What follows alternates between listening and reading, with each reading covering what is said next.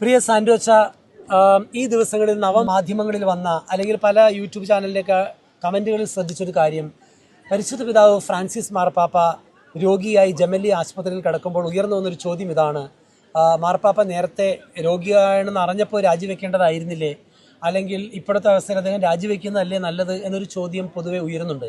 അതേക്കുറിച്ച് അച്ഛൻ എന്താണ് പറയാനുള്ളത്?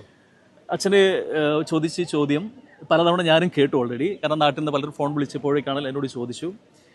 അച്ഛന് പെട്ടെന്ന് ഞാൻ പ്രതീക്ഷിക്കാവുന്ന ചോദ്യമാണ് അച്ഛൻ ചോദിച്ചപ്പോൾ. എനിക്ക് തോന്നുന്നത് ടു പോപ്സ് എന്നൊരു സിനിമയുണ്ട്, അതിൽ ബെനഡിക്റ്റ് മാർപ്പാപ്പയും അന്നത്തെ കാർഡിനലായിരുന്നു ജോർജ് ബെർഗോളിയും തമ്മിൽ, ഫ്രാൻസിസ് മാർപ്പാപ്പ തമ്മിൽ ഒരു ചെറിയ ഡിസ്കഷൻ ഉണ്ട്. അതിൽ ബെനഡിക്റ്റ് മാർപ്പാപ്പ താൻ രാജിവെക്കാൻ പോകുന്നു എന്ന് പറയുമ്പോൾ കാർഡിനലായിരുന്നു ജോർജ് ബെർഗോളി അദ്ദേഹത്തോട് പറഞ്ഞൊരു കാര്യമുണ്ട്: ക്രിസ്തു ഒരിക്കലും കുരിശിൽ നിന്ന് ഇറങ്ങി വന്നിട്ടില്ലെന്നുള്ളതാണ് അതിന് കൊടുത്ത ഉത്തരം. അതായത് ആ സഹനം സ്വീകരിക്കുക, സഹിക്കുക എന്നുള്ള അർത്ഥത്തിലാണ്, ആ ഒരു രക്ഷയിലേക്കുള്ള നയിക്കുന്ന ആ സഹനത്തെ സ്വീകരിക്കുന്ന അർത്ഥത്തിലാണ്. അതായത് നമ്മുടെ ഉത്തരവാദിത്തങ്ങൾ വഹിക്കുമ്പോൾ നമുക്കുണ്ടാകുന്ന ബുദ്ധിമുട്ടുകളുടെ നടുവിൽ നമ്മൾ തളരാതെ ഏൽപ്പിച്ച കാര്യം ഏറ്റവും നന്നായിട്ട് തന്നെ പറ്റുന്നത്ര രീതിയിൽ മുന്നോട്ട് അതിന് കൊണ്ടുപോകാനാണ് ഉദ്ദേശിച്ചത്. തീർച്ചയായിട്ടും എനിക്കൊന്നും അത് വളരെ കറക്റ്റാണ്. കാരണം ഈ ദിവസങ്ങളിൽ പരിശുദ്ധ പിതാവ് ഫ്രാൻസിസ് മാർപ്പാപ്പ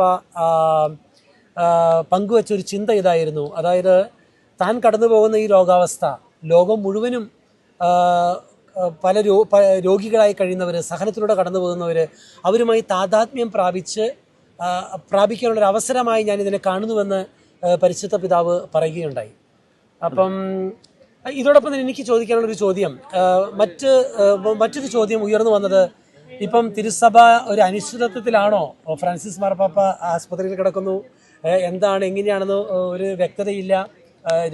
ആരോഗ്യനിലയെക്കുറിച്ചുള്ള റിപ്പോർട്ടുകൾ വരുന്നുണ്ടെങ്കിലും അപ്പം മുന്നോട്ടുള്ള പ്രയാണം ഇനി എങ്ങനെയായിരിക്കും എന്നുള്ളതിനെക്കുറിച്ച്, ഒരു അനിശ്ചിതത്വത്തെക്കുറിച്ച് ചില ചോദ്യങ്ങളും ഡിസ്കഷൻസൊക്കെ ഉയരുന്നുണ്ട്. തീർച്ചയായിട്ടും സഭ ഒരിക്കലും അനിശ്ചിതത്വത്തിലല്ല.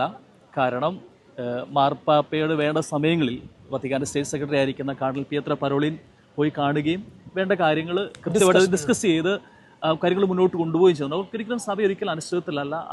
അങ്ങനെയുള്ള ആശയ്ക്ക് ഒരിക്കലും അടിസ്ഥാനമുണ്ടെന്ന് എനിക്ക് തോന്നുന്നില്ല. ഇല്ല. അപ്പം ഇപ്പോഴത്തെ ഒരു അവസ്ഥയിൽ നമ്മൾ ചെയ്യേണ്ടത് എന്താണ്?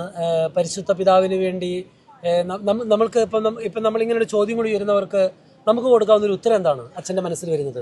ഇപ്പം മാർപ്പാപ്പ രാജിവെക്കാതിരിക്കുമോ എന്നുള്ളതല്ല ചോദ്യത്തിന്റെ ഏറ്റവും പ്രസക്തി.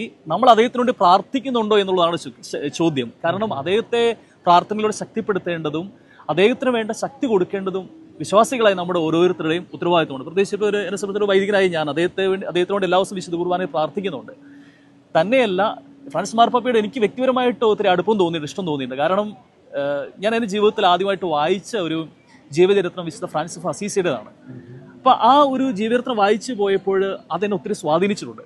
ഇപ്പം ഇദ്ദേഹത്തിൻ്റെ ഇലക്ഷൻ കഴിഞ്ഞപ്പോൾ അദ്ദേഹം ഫ്രാൻസിസ് എന്ന പേര് സ്വീകരിച്ചു കഴിഞ്ഞപ്പോൾ ജസ്റ്റിറ്റ്യൂട്ട് വൈദികനായതുകൊണ്ട് സ്വാഭാവികമായിട്ട് എല്ലാവരും ചോദിച്ചു അദ്ദേഹം ഫ്രാൻസിസ് സേവ്യർ എന്നുള്ള പേരാണ് സ്വീകരിച്ചതെന്ന്. പക്ഷെ അദ്ദേഹം തിരുത്തിയല്ല, ഞാൻ ഫ്രാൻസിസ് അസീസിയുടെ പേരാണ് സ്വീകരിച്ചത്. കാരണം ആ ഫ്രാൻസിസ് അസീസിയുടെ ആ ഒരു എളിമയും ചൈതന്യവും വിശുദ്ധിയും പാവങ്ങളോടുള്ള കരുതലും ഒക്കെ ഇദ്ദേഹത്തിൽ നമുക്ക് കാണാനായിട്ട് സാധിക്കുന്നുണ്ട്. അതുകൊണ്ട് വ്യക്തിപരമായിട്ട് എനിക്ക് പേഴ്സണലായിട്ട് ഒരു അടുപ്പം അദ്ദേഹത്തോട് തോന്നിയിട്ടുണ്ട്. പിന്നെ അദ്ദേഹത്തോട് 2-3 തവണ എനിക്ക് അദ്ദേഹത്തെ വ്യക്തിപരമായിട്ട് കാണാൻ അവസരം കിട്ടിയിട്ടുണ്ട്. അല്പസമയമാണെങ്കിലും സംസാരിച്ചപ്പോൾ ഒരു എന്താ പറയുന്ന ഒരു വലിയൊരു ആത്മീയ പ്രസൻസ് എനിക്ക്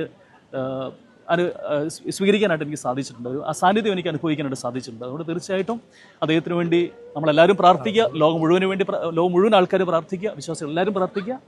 സാന്റോച്ചൻ പറഞ്ഞതുപോലെ തിരുസഭ, പരിശുദ്ധ കത്തോലിക്ക സഭ, വിശുദ്ധ പത്രോസിന്റെ പിൻഗാമിയായ ഫ്രാൻസിസ് മാർപ്പാപ്പയിലൂടെ തുടരുമ്പോഴും നമുക്ക് ചെയ്യാവുന്ന ഏറ്റവും വലിയൊരു കാര്യം തിരുസഭയോട് ചേർന്ന് പരിശുദ്ധ പിതാവിന് വേണ്ടി പ്രാർത്ഥിക്കുക എന്നുള്ളതാണ്.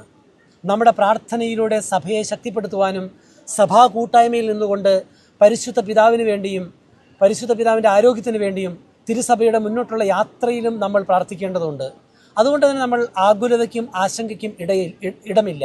ഈശോ തന്നെ പറഞ്ഞിട്ടുണ്ട്, നാരകീയ ശക്തികൾ ഈ സഭയ്ക്കെതിരെ പ്രബലപ്പെടുകയില്ല എന്നുള്ളത്. അതുകൊണ്ട് നമുക്കൊന്നു ചേർന്ന് പ്രാർത്ഥിക്കാം. തുടർന്നുള്ള ദിനങ്ങളിൽ പരിശുദ്ധ പിതാവ് നമ്മുടെ പ്രാർത്ഥനയിലൂടെ ശക്തിപ്പെട്ട് ആരോഗ്യത്തോടെ തിരിച്ചു വരട്ടെ എന്ന് നമുക്ക് ആഗ്രഹിക്കുകയും ചെയ്യാം. ഗുഡ്നെസ് ടെലിവിഷന് വേണ്ടി വത്തിക്കാൻ സ്ക്വയറിൽ നിന്നും ഫാദർ സാന്റോ തോമസിനോടൊപ്പം ഫാദർ ജോബി പോൾ.